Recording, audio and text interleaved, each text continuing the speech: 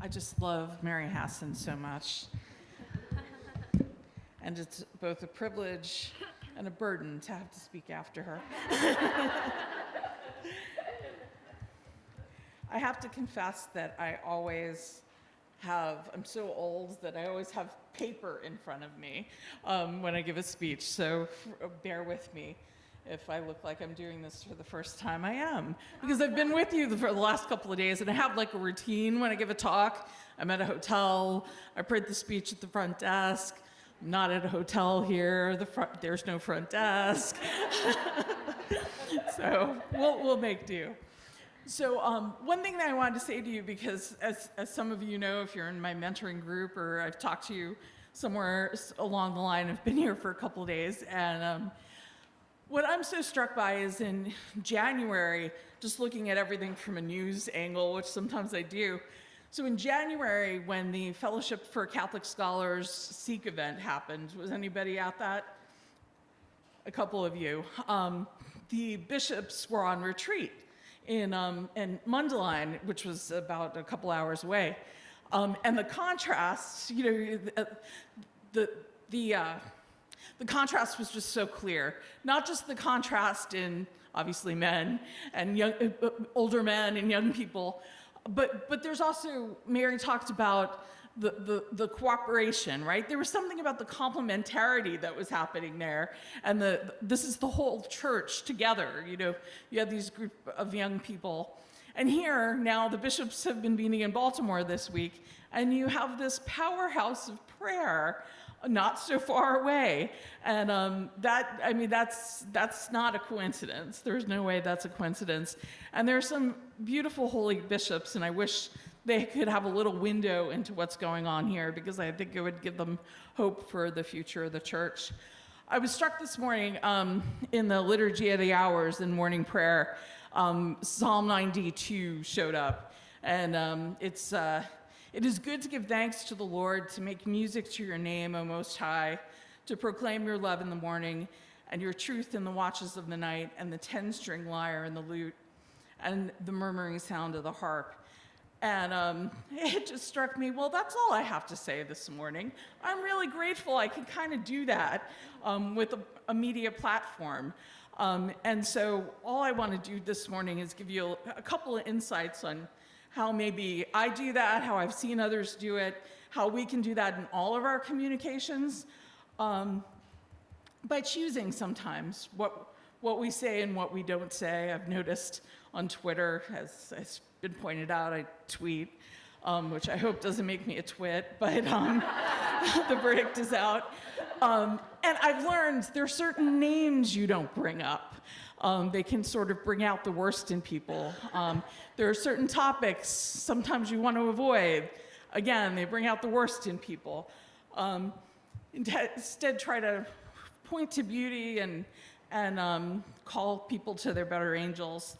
A few years ago, I was sitting at a dinner with a famous Ivy League sociologist, and he knew I was Catholic, and he wanted to talk about the church, and he wanted to talk about Pope Francis in particular.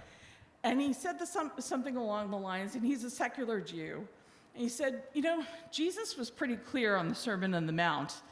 And his point was, not only was Jesus pretty clear, which is a true statement we should probably reflect on a little bit more, but also that Pope Francis, when people look at Pope Francis, all controversies and debates aside, normal people look at Pope Francis and they see how he embraces people. And this sociologist's point was, they believe that he might actually believe what Jesus said and may try to live it. And he said, and I hope you're not offended, because I know the Catholic Church does remarkable things, but people aren't in their daily lives like overwhelmed with that witness of Catholics. And part of that is the media, but part of that is an examination of conscience for us. Very often in the media, right, the church is saying no to things that people kind of like, right? Or that have become so mainstream that they don't know how to get out of. The only obviously credible counter to that is words and relationships witness, right? Of course, I'm not suggesting you should cast aside all rational arguments. Obviously, I work at a magazine, I have a newspaper column, I've written a few, I hope, in my time. But writing and talking and arguing is insufficient. Witness, and especially the human encounter of relationships, are so important. I think our doctor will talk more about this, but I think about the abortion issue in particular. I sometimes think that we all need to adapt a little bit of the charism of the Sisters of Life. There's a radical hospitality and generosity about them. And if people can see that about the pro-life movement, rather than just we want to defund Planned Parenthood, which I want to defund Planned Parenthood as much as anyone, but once they see it so much more, that starts to change the conversation. John Paul II was able to start to change the conversation when he wrote so beautifully about mercy for women who have had abortions. The idea that pro-life people actually love women who have had abortions and want to help them as much as anyone. That showing of love is critical to having a civilization of love.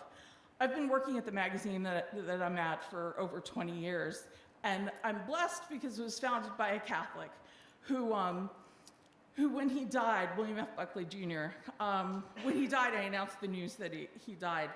And I started getting all these testimonies from people who, a lot of the stories were the same. He came to my college campus, and I met him at the airport, and he treated me like I was the most important person in the world. Also, or I sat next to him at dinner, he treated me like it was the most important.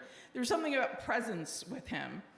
But also, people who had never met him before. There was one man who's a medical doctor who told me that he didn't have a dad growing up, and in the picture growing up. And he watched Firing Line, the show that Bill hosted, and that was his fatherly presence in his life. He had this man with wisdom who showed up in his living room every Friday night or whatever night it was on. You never know the impact that you can have on people. There are actually priests as well who wrote in, and one religious sister who said that talking about the faith, he had Mother Teresa on his show at one point, and he talked about the faith, and he knew about the faith. Sometimes he debated aspects of the faith with people to understand it better. But that had an impact on their lives, that this was such an important thing to him. And it's been a great blessing for me to be able to work at a place where this is part of the tradition. And so I do write a lot about the faith as well. He was also a very grateful person. So I get to talk a lot about gratitude. I often say that I loved Barack Obama's first campaign slogan, "We are the ones we have been waiting for," because it sort of captured the bipartisan problem of our culture right now. Bill Buckley was a tremendously gifted person. He didn't think that all of human history was waiting for the moment that he showed up. It's one thing to know that you have gifts and that you're here for a reason at this time now and being convicted about that. But it's another thing to think, all right, there was nothing good before here, before the Given Conference. No, it's about the gifts we've been given, which include all of the gifts in the church, the great doctors of the church, all the, you can go through a litany of the gifts. What was so important to him, and as a conservative, what was very important to him was stewardship. And one of the key aspects of stewardship was the Beatitudes. Civilization couldn't be what it is. Politics ain't ever going to get better unless we're living the Beatitudes. And that was sort of the core of civilization. I often talk about, what does love and faith in the age of President Trump look like? And that's not to cast aspersions on any political figure. We just live in a crazy time where every time you turn on the news, you feel sort of bombarded with everything, right? And even when you tune into church news, you feel like that as well. Part of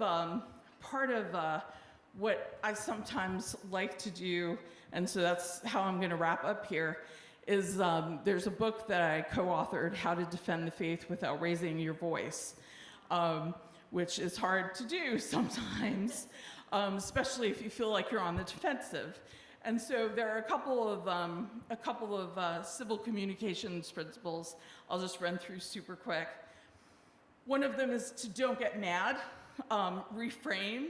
Often, there's often a narrative, and Mary talks a little bit about this, about the church, let's say about the church. Let's say it's about pro-life politics. What you want to do is tell a story based on your expertise. So you don't have to debate all of pro-life politics or all of the church or things that are not necessarily in your lane, as Kim Daniels talked about yesterday. Tell the story from your perspective. Talk about this conference, right?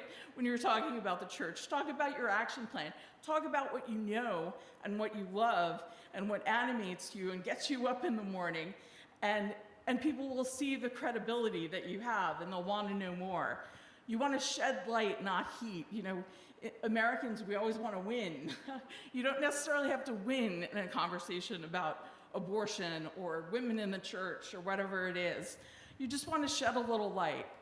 One principle that's really, really important and has been very humbling to me is people don't remember what you say as much as how you made them feel.